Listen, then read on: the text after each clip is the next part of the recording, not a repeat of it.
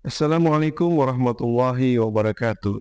Innal hamdalillah nahmaduhu wa nasta'inu wa nastaghfiruh wa na'udzu billahi min syururi anfusina wa min sayyiati a'malina.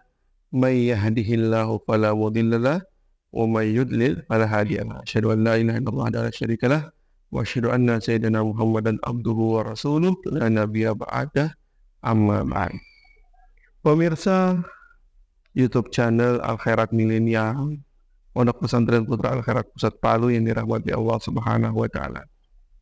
Pada pertemuan kali ini kita akan membahas atau temanya cara meningkatkan keimanan. Al Habib Abdullah bin Alwi Haddad, seorang ulama,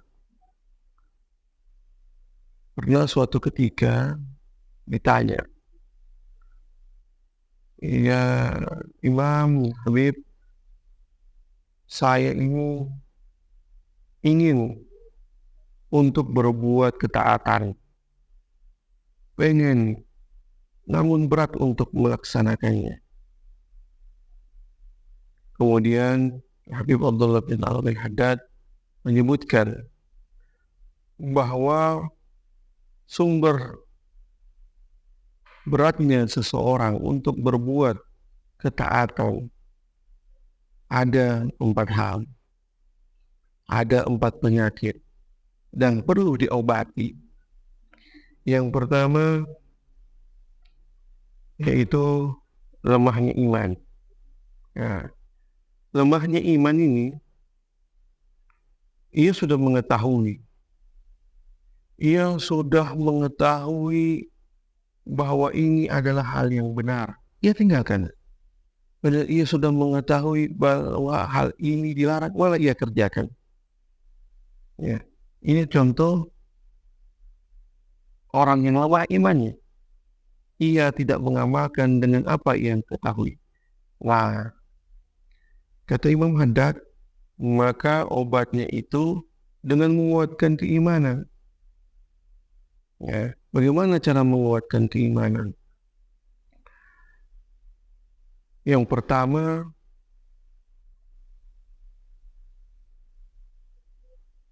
tafakkur atau berpikir tentang kekuasaan Allah Subhanahu wa taala. Mulai dari diri sendiri. Bagaimana kuku, rambut, mata, tangan, kepala, dan lain sebagainya. Kemudian sekitar kita dan terus-menerus sehingga memunculkan rasa pengagungan kepada Allah Subhanahu wa taala. Dan tafakkur ini merupakan salah satu ibadah batiniah yang paling afdal. Tafakkur tentang ciptaan Allah Subhanahu wa taala, ia akan merasakan, dia akan menemukan bagaimana Allah Subhanahu wa taala, bagaimana keagungannya dan luar biasanya. Kemudian yang kedua, ia sering-sering mendengar kisah-kisah dari umat-umat terdahulu, bagaimana ketika mereka taat, Allah memberikan ganjaran yang kekal. Begitu juga buat mereka yang durhaka, Allah memberikan azab kepada mereka.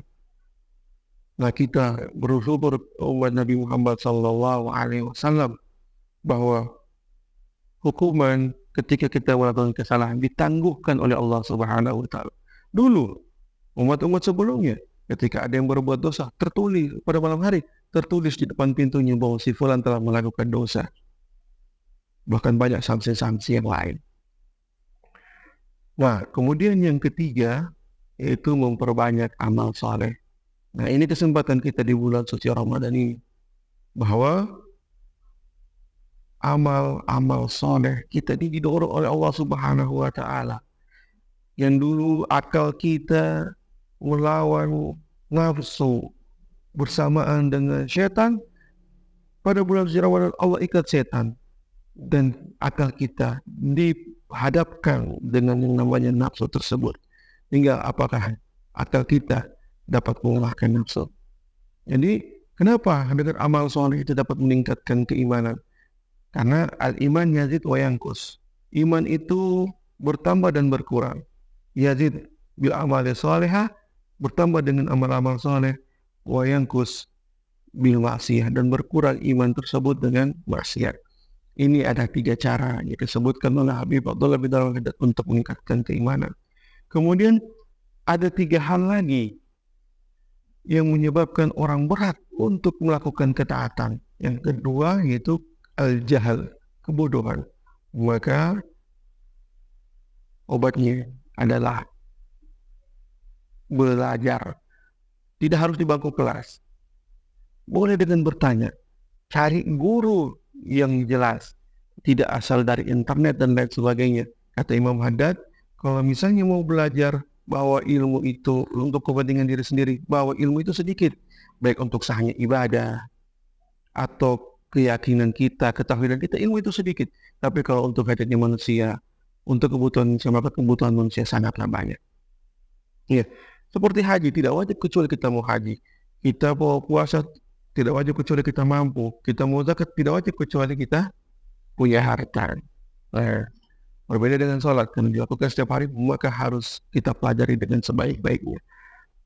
Kemudian yang berikutnya, yang ketiga, yang menyebabkan orang malas untuk berbuat ketaatan, yaitu tulul amal, panjang. Kalau ditanya setiap orang, apakah kau yakin akan hidup sampai besok? Ya, pasti mengatakan tidak. Tapi kenapa ketika dia hidup, dia biasa saja. Nah, dia malah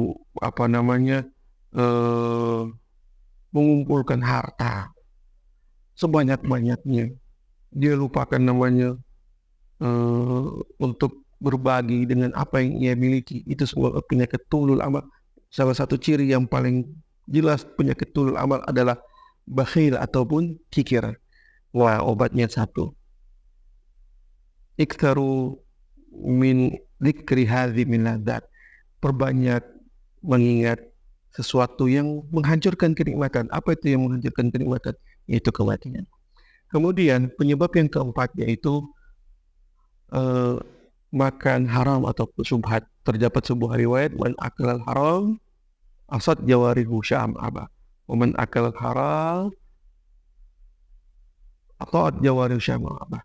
Barang siapa yang makan makanan haram, maka berbuat maksiat anggota tubuhnya, mau dia pengen ataupun tidak. Begitu juga orang makan yang halal akan berbuat ketaatan anggota tubuhnya, ia mau atau tidak. Maka sungguh rugi jika seorang kepala keluarga mencarikan untuk keluarganya makanan-makanan yang haram, karena akan berdampak kepada perilaku keluarganya, keturunannya, dan lain sebagainya. Nah, 4 ini dengan obat-obatnya telah dikemukakan oleh Imam Haddad. Namun tetap harus ada perjuangan untuk merasakan yang namanya kemanisan iman. Imam Haddad mengatakan harus dilawan, ya, harus bersungguh-sungguh. Seperti ada makanan kita jangan pengen disuapi, ya, tapi kita harus berupaya untuk mendapat makanan tersebut. Begitu juga untuk mendapatkan manisnya iman. Dia tidak langsung mendapat rasanya manisnya iman ketika ibadah. Berat, pahit. Ketika dia sholat rawatib, sholat berjamaah, meninggalkan yang haram, mengerjakan yang wajib, mengerjakan yang sunnah, itu akan berat. Cuma dengan berjalannya waktu, ia terus mengerjakannya, ia akan merasakan suatu saat nanti bagaimana manisnya ibadah yang ia lakukan kepada Allah Subhanahu wa taala. Dan ini dipertegas oleh Allah Subhanahu wa taala dalam firman-Nya, walladzina jahadu fina lanahdiyannahum subulana. Orang yang bersungguh-sungguh fina untuk menuju kami. Berarti kalau orang yang tidak bersungguh-sungguh, ya bagaimana mau dapat? Ini khusus yang bersungguh. Lanahdiyannahum subulana. Kami akan berikan kepada mereka jalan kami.